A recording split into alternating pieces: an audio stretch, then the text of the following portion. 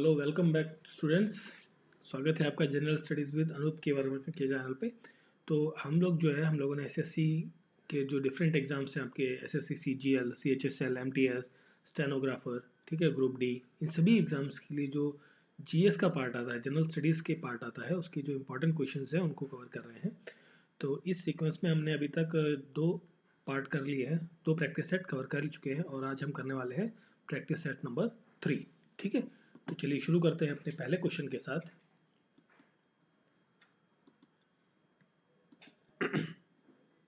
तो देखिए पहला क्वेश्चन है हमारा, what is the full form of BOD. तो बीओडी का फुल फॉर्म होता है बायोलॉजिकल ऑक्सीजन डिमांड। ठीक है, अब ये बायोलॉजिकल ऑक्सीजन डिमांड होती क्या है, ये क्या होता है, जैसे कोई भी ऑर्गेनिक मटेरियल है ना, कोई भी ऑर्गेनिक मटेरियल है अगर जो, ठीक है, उसको क्या ब्रेक डाउन करना है, ठीक है, क्या करना है, ब्रेक करना है, ठीक है, तोड़ना है। तो उसको ब्रेक करने के लिए स्पेशली हम ये किस टर्म में बात कर रहे हैं, स्पेशली हम ये बात कर रहे हैं वाटर के टर्म में। वाटर है आपका, सीवर है, ठीक है, या रिवर्स है, इनमें हम बात कर रहे हैं, इस टर्म के बारे में बात कर रहे हैं। तो उस ऑर्गेनिक मटेरियल को ब्रेक करना है तो उसके लिए जो अमाउंट ऑफ ऑक्सीजन चाहिए, ठीक है, बेसिकली कौन सा प्रोसेस हो गया, एरोबिक प्रोसेस हो गया, एरोबिक प्रोसेस, ठीक है, एरोबिक, जिसमें अमाउंट की ऑक्सीजन की अमाउंट जो है वो चाहिए होती है, एरोबिक एक्टिविटी हो गई। तो जो ऑक्सीजन की रिक्वायरमेंट है, ठीक, वो ऑक्सीजन की रिक्वायरमेंट अगर जो ऑर्गेनिक क्या कहते हैं, ऑर्गेनिक मैटर को ब्रेक करना है, ऑक्सीजन की रिक्वायरमेंट चाहिए और साथ में फिर वो ब्रेक हो जाएगा स्मॉल पीसेस में और वो पॉल्यूशन खत्म हो जाएगा, मतलब वो ऑर्गेनिक मटेरियल क्या हो जाएगा, कंप्लीटली डिकम्पोज हो जाएगा, डिकम्पोज हो जाएगा। ठीक है, तो इस प्रोसेस में जो ये ऑक्सीजन लेवल है यही कहलाता है आपका बीओडी, बायोलॉजिकल ऑक्सीजन डिमांड। ठीक है, अब अगर जो पॉल्यूशन या ऑर्गेनिक मैटर, मतलब देखिए आपका वाटर है, एक सपोज कर लीजिए वाटर है, फ्लोइंग वाटर है, उस पर्टिकुलर सेक्शन में, जैसे ये आपका फ्लोइंग वाटर है, ठीक है, इस पर्टिकुलर सेक्शन के अंदर, ठीक है, अगर जो ये 1000 लीटर आपका वाटर है, ठीक है, इसके अंदर आप 1 kg ऑफ ऑर्गेनिक वेस्ट अगर जो डालते हैं तो उसको डिकम्पोज करने के लिए, सपोज करिए फॉर एन एग्जाम्पल हम चल रहे हैं, ठीक है, आपको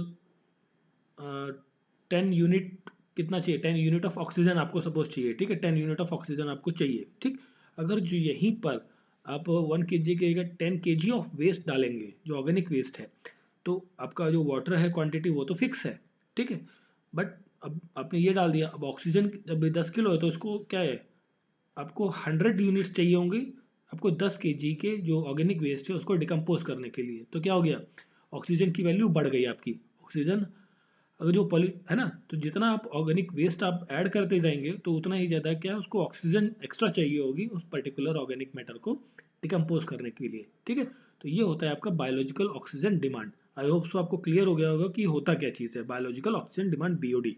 ठीक है, चलिए फिर हम बात करते हैं नेक्स्ट क्वेश्चन की तरफ। चलिए नेक्स्ट क्वेश्चन है हमारा, तो नेक्स्ट क्वेश्चन में पूछा गया है कि इन इंडिया, भारत के अंदर किस शहर को सिटी ऑफ पैलेसेस के नाम से जाना जाता है। तो सिटी ऑफ पैलेसेस के नाम से जाने जाने वाला शहर कौन सा है आपका, कोलकाता। तो कोलकाता में क्या नंबर ऑफ पैलेसेस है, क्योंकि उस टाइम पर देखिए, एक टाइम पर जो भारत का जो सबसे समृद्ध राज्य या एरिया जो कहा जाता था वो कौन सा था, बंगाल का, बंगाल एरिया जो था आपका। ठीक है, क्योंकि यहाँ पर मुगलों का भी काफ़ी लंबे समय तक शासन रहा है और जो ब्रिटिशर्स आए वो भी आपके इसी एरिया में आए, ठीक है, और इन्होंने यहाँ पर काफ़ी ज़्यादा डेवलपमेंट किया था। ठीक है, तो कई सारे पैलेसेस बने, तो क्या है, सिटी ऑफ पैलेसेस किसे कहा जाता है, कोलकाता को। ठीक है, और कोलकाता को एक और नाम से जाना जाता है, सिटी ऑफ जॉय के नाम से, जॉय के नाम से। ठीक है, और कल्चरल कैपिटल के नाम से भी जाना जाता है, cultural capital of India, capital of India के नाम से भी, कैपिटल ऑफ इंडिया के नाम से भी आपको कोलकाता को जाना जाता है। ठीक है, और कोलकाता किसकी कैपिटल है, वेस्ट बंगाल की, ठीक है, पश्चिम बंगाल की कैपिटल है कोलकाता। और कोलकाता किस नदी के किनारे है, हुगली रिवर, जो हुगली रिवर है उसके किनारे कलकत्ता शहर बसता है। ठीक है, अभी यहाँ पर नाम है आपका जयपुर। तो जयपुर को क्या कहते हैं, पिंक सिटी, और पिंक सिटी, ठीक है, और जयपुर में हवा महल भी है आपको देखने को मिलता है। और जयपुर की किसकी कैपिटल है, ये कैपिटल है राजस्थान की। ठीक है, ग्वालियर ज़्यादा इंपॉर्टेंट नहीं, बट हाँ ये आपका एक इंपॉर्टेंट शहर है, कहाँ का, एमपी का, मध्य प्रदेश के अंदर। ठीक है, उदयपुर, ठीक है, Udaipur city of lakes, city of lakes के रूप में जाना जाता है। यहाँ पे कई सारे तालाब आपको देखने को मिलते हैं उदयपुर में। ठीक है, और इसे व्हाइट सिटी के नाम से भी जाना जाता है, सफ़ेद शहर। ठीक है, सफ़ेद शहर के नाम से भी जाना जाता है किसको, उदयपुर को। ठीक है, तो जो क्वेश्चन था सिटी ऑफ पैलेस किसे कहते हैं, वो है कोलकाता। क्लियर।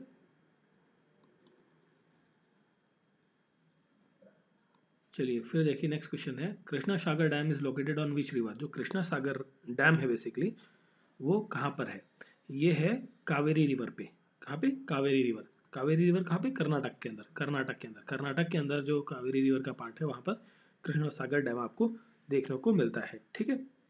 और यहाँ पर एक और रिवर है तुंगभद्रा रिवर, है ना, तुंगभद्रा रिवर जो है, इस रिवर के किनारे कौन सा एम्पायर बसा था, वो था विजयनगर एम्पायर। विजयनगर एम्पायर, ठीक है, विजयनगर एम्पायर जो है वो तुंगभद्रा रिवर के किनारे बसा था। ठीक है।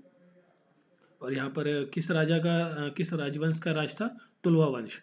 कौन सा वंश, तुलवा। तुलवा वंश का, तुलवा डायनेस्टी का जो है ये राज था यहाँ पर। ठीक है, विजयनगर एम्पायर में।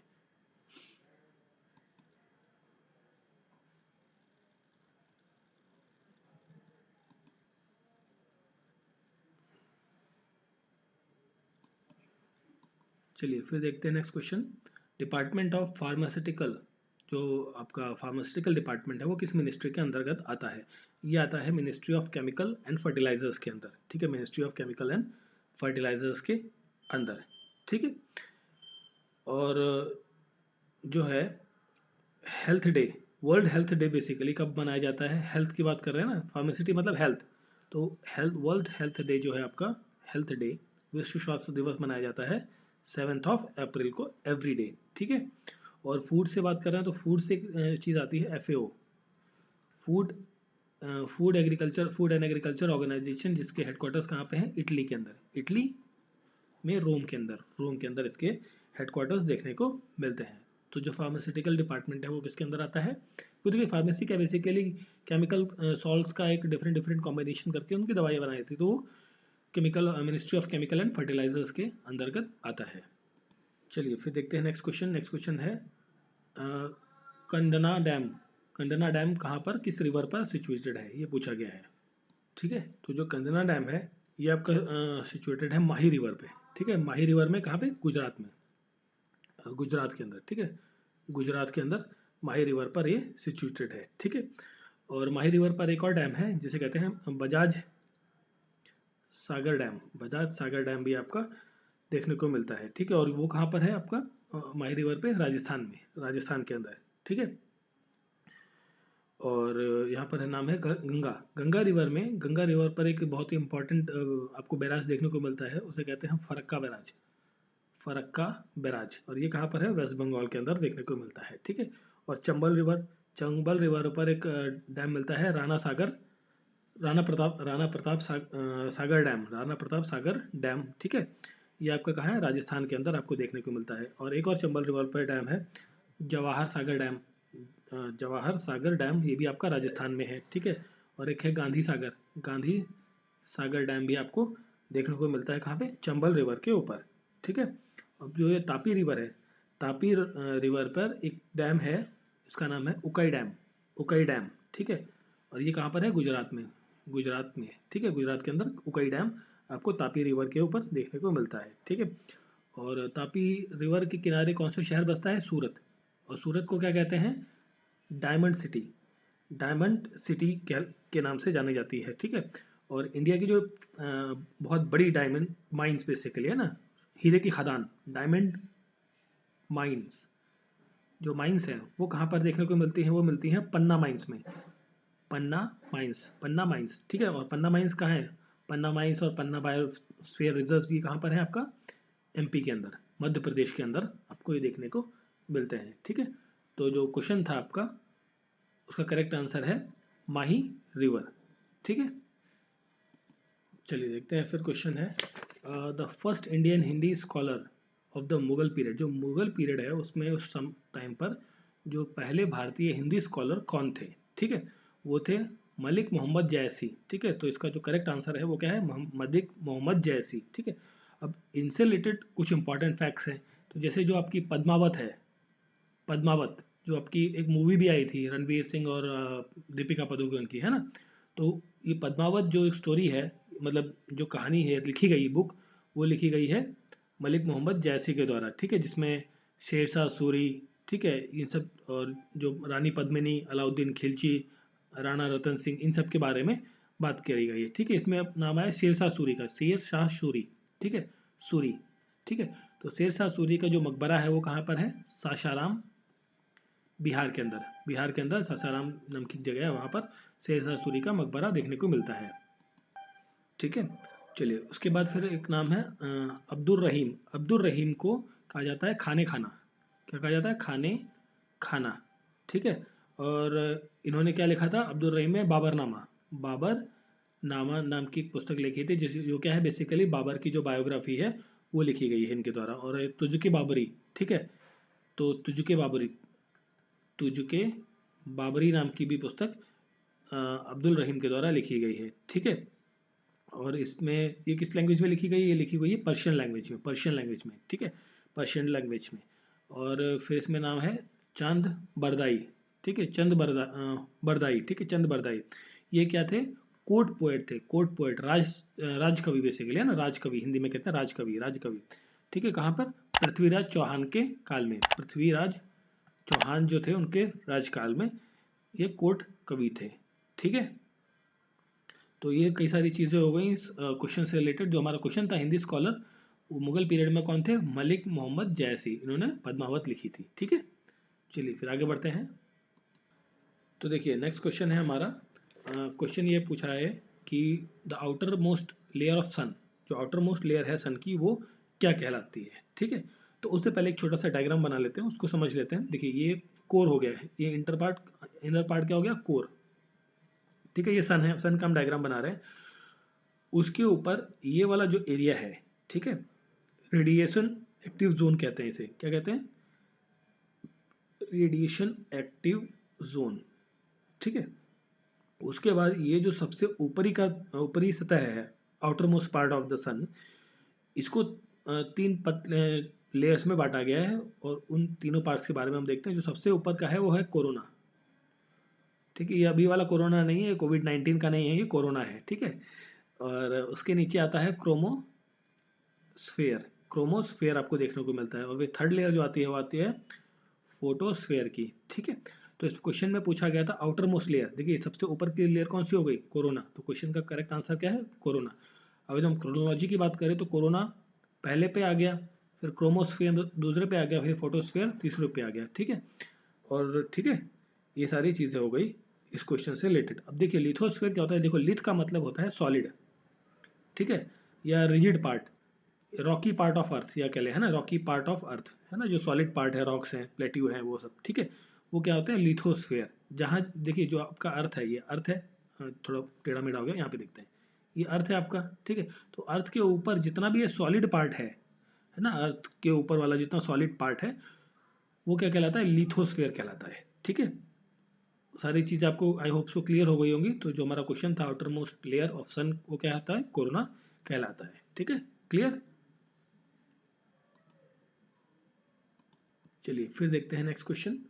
Who was the only Indian to be elected as a president of United Nation General Assembly? ठीक है, वो कौन से पहले व्यक्ति हैं, ओनली इंडियन है, जो आपके यूएनजीए, ठीक है, जो यूनाइटेड नेशन जनरल असेंबली है आपकी, ठीक है, यूएन में, तो उसकी मेंबर प्रेसिडेंट बने। ठीक है, वो बनी थी कौन? विजय लक्ष्मी पंडित। ठीक है, ये नाम काफी इंपॉर्टेंट है, ध्यान रखिए। विजय लक्ष्मी पंडित जो है वो पहली बनी थी। और ये कौन थी? सिस्टर थी किसकी? जवाहरलाल नेहरू की। जवाहरलाल नेहरू की ये सिस्टर थी। ठीक है, ओके। और जो यूएनजीए है, यूनाइटेड नेशन जनरल असेंबली, ये किसका पार्ट है? यूनाइटेड नेशंस का, जो यूनाइटेड नेशन ऑर्गेनाइजेशन है उसका ये पार्ट है। ठीक है, एक नाम है वीके कृष्णन मैनन। ठीक है, ये इन्होंने क्या किया था? यूनिफिकेशन, जो आपका पटेल जी थे, सरदार पटेल, सरदार वल्लभ भाई पटेल जो थे, उनके साथ भारत को यूनाइट करने में, मतलब जो डिफरेंट डिफरेंट प्रांत थे, जैसे राजस्थान था आपका, या आपका राजस्थान में कई सारे रजवाड़े थे, आपका नवाब था, ठीक है, अवध थे, और कई सारे जैसे जम्मू कश्मीर का जो राजा हरि सिंह थे, सॉरी। ठीक है, तो वो सब जो लोग थे, इन सबको एक कंप्लीट यूनाइट इंडिया में बनाने में काफ़ी ज़्यादा रोल प्ले किया था सरदार पटेल ने और वीके कृष्णन मैनन ने, इन दोनों ने। ठीक है, इंडिया को यूनाइट करने में, basically unification of states with Patel के साथ इनका काफ़ी ज़्यादा रोल है। ठीक है, और जवाहरलाल नेहरू हमारे देश के प्रथम प्रधानमंत्री। ठीक है, चलिए फिर देखते हैं नेक्स्ट क्वेश्चन। नेक्स्ट क्वेश्चन है आपका कि जो चंडीगढ़ का रॉक गार्डन है, रॉक गार्डन है चंडीगढ़ के अंदर, एक काफ़ी फेमस टूरिस्ट पॉइंट है चंडीगढ़ में। ठीक है, तो चंडीगढ़ क्या है, बेसिकली कैपिटल है किसकी, हरियाणा और पंजाब की जो है, पंजाब की कैपिटल है, जॉइंट कैपिटल है। ठीक है, और साथ में क्या है, यूनियन टेरिटरी है आपका। तो इसका जो रॉक गार्डन है वो किसके द्वारा बनाया गया है, ये बनाया गया है नेकचंद के द्वारा, नेकचंद। ठीक है, जो करेक्ट आंसर है ऑप्शन नंबर बी, नेकचंद।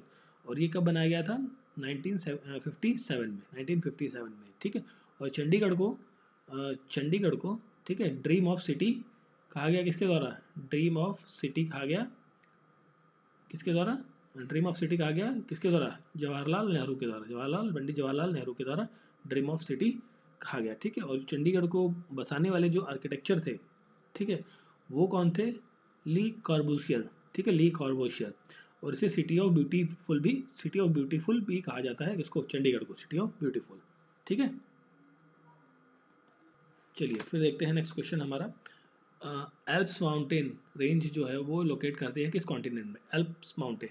ठीक है, तो एल्प्स माउंटेन इस क्वेश्चन का करेक्ट आंसर क्या हो गया, पहले तो हम ये देख लेते हैं, इसका है यूरोप में। एल्प्स माउंटेन कहाँ है आपकी, यूरोप के अंदर है। ठीक है, आपकी एल्प्स श्रृंखला यूरोप में है। ठीक है, अब नॉर्थ अमेरिका की हम बात कर रहे हैं यहाँ पे। नॉर्थ अमेरिका में जो माउंटेन रेंज है उसे कहते हैं रॉकी माउंटेन जो है, बाकी काफ़ी फेमस और बड़ी माउंटेन रेंज है। ठीक है, और यहाँ पर एक और रेंज है एप्लिशियन माउंटेन रेंज भी यहाँ पर देखने को मिलती है। और साउथ अमेरिका में जो एंडीज माउंटेन रेंज जो है वो आपकी साउथ अमेरिका में देखने को मिलती है। ठीक है, अफ्रीका में आपका एटलस एटलस जो माउंटेन रेंज है वो आपको कहाँ देखने को मिलती है, साउथ अफ्रीका में, basically not south Africa, Africa में।